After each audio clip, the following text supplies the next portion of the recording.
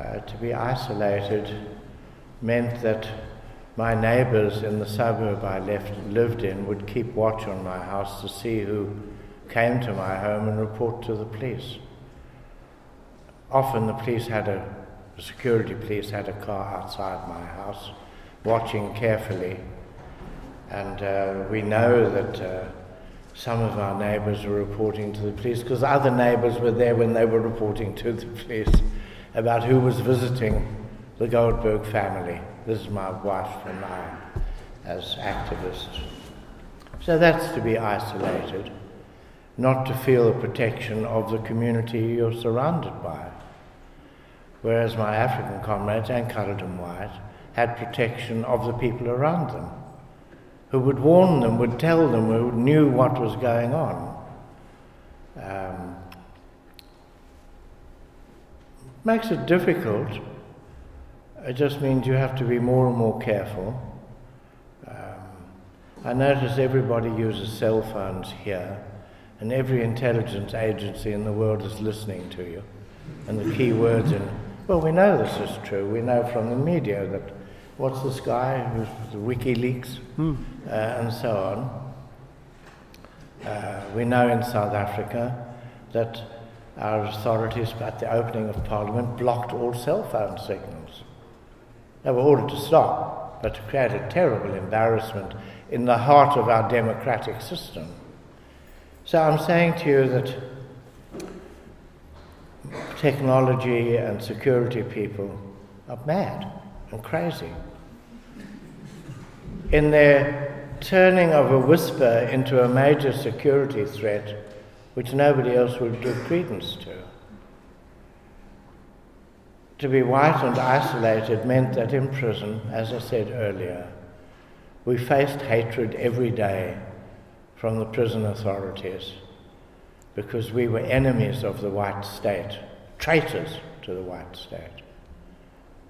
It took years to overcome that and compel respect.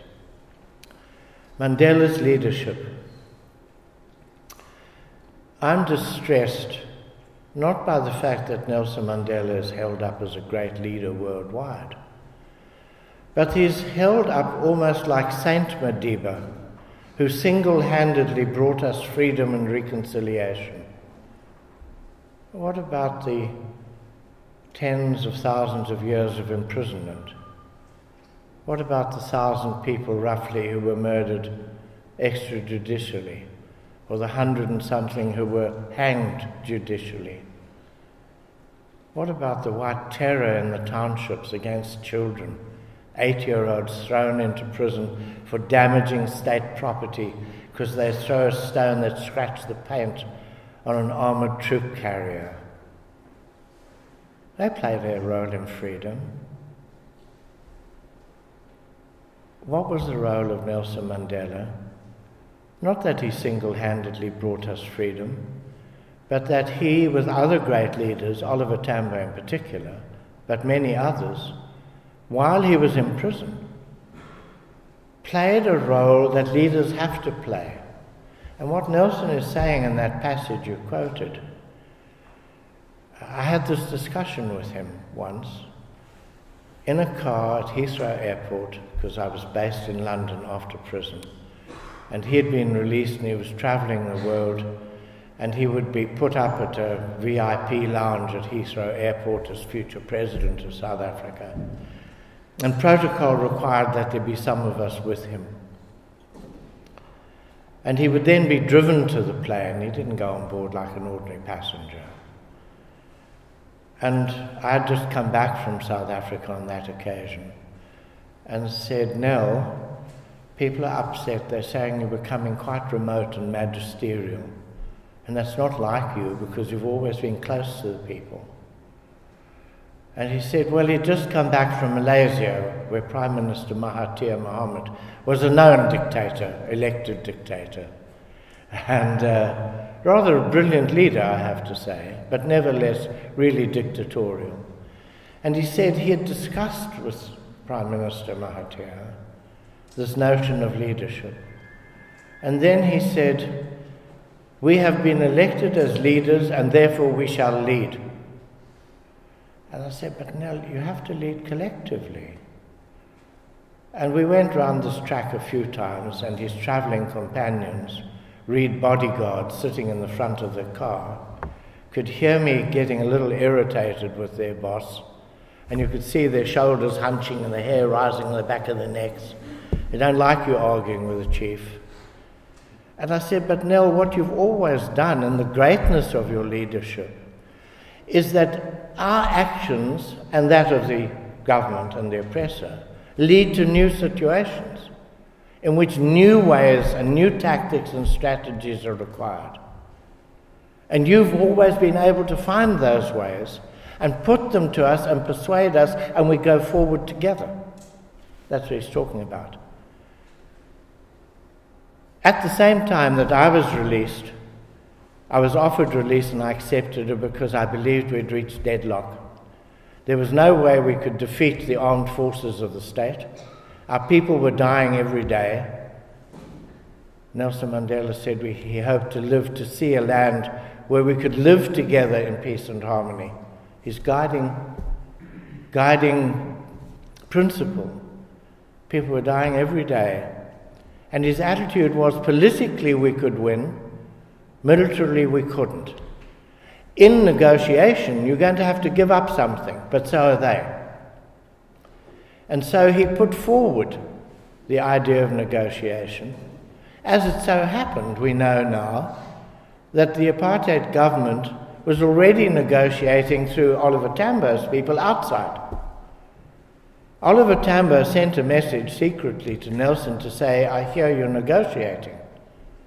And Nelson said, of course, how can you not trust me? We've known each other all our lives. I'm talking about how we negotiate, not about what we negotiate about. I would never do anything without the outside forces. And he had said to his comrades, you cannot lead a revolution from inside prison. You don't know enough. You don't know enough of the detail. But his leadership required him to say, we can achieve a lot politically that we will never achieve militarily. And so the negotiations started. He's not saying he was a dictatorial leader, because he never was. He set out to persuade. And so, for example, when there was talk of an armed struggle after the massacre at Sharpeville in the state of emergency, he travelled the country talking to people, trying to persuade them. The disposed Chief Albert Luthuli was president of the African National Congress, and his approval was key to going ahead. And he and Walter Sisulu, Nelson and Walter Sisulu, went together more than once to see Chief Luthuli, who was reluctantly persuaded to agree.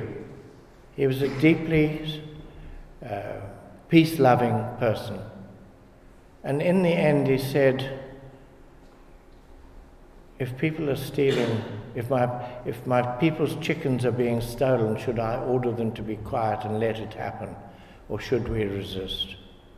It was his kind of peasant way, mock peasant way, of explaining his attitude. Oliver Tambo, much later in England, at the height of our struggle, was asked by the BBC how he, at a religious seminary, wanting to be an Anglican priest, could possibly get involved in the armed struggle.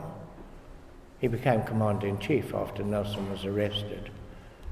And he said the problem was not getting involved in the armed struggle, the problem was to wait until our people were ready for an armed struggle, because we could all see it was necessary.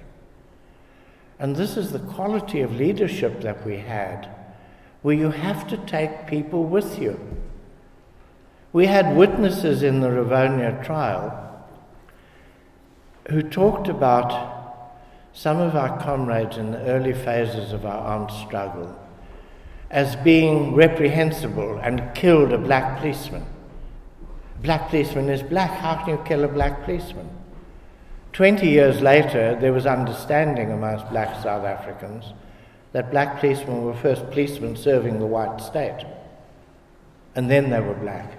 You understand the difference and the switch. But it took time for people to understand this. And an understanding leadership leads by example and persuasion and conviction. And you cannot demand hegemony, to use that overworked word, just to show I know I read a little bit. You cannot demand hegemony. You need right policies and right work and organization and persuasion. And I have to say that's what brought us success, not the work of one man. But in the end, the African National Congress and its allies in the Communist Party, Coloured People's Congress, Indian Congress, trade union movement, leading to a mass movement, which we called the Mass Democratic Front, or the United Democratic Front, eventually had 2 million members. And young people who were not members roaming the streets, making the country ungovernable. It was the mass of the people who brought freedom, not one person. And the brilliance of Mandela and Tambo and the other great leaders was to mobilize people. That's what they did. I don't care what we say now about Saint Madiba. I think it does him dishonor, and it dishonors the people who brought us freedom. But you need leaders. You need clear thinkers. It's strange that working class movements often have leaders who come out of the ruling class. People who find the contradictions in what they're doing don't fit with the values they're brought up with. Lenin, Mao Zedong, Nelson Mandela. Nelson Mandela, who comes out of a chiefly family, a minor chiefly family, it's true, but never have I heard him in a speech, claim his authority because he's a prince. He claims his authority because he's an intellectual leader who understands and reads and analyzes and persuades and convinces. But the isolation from his comrades meant he was free to think and not feel, my goodness, I'm going to be betraying my comrades.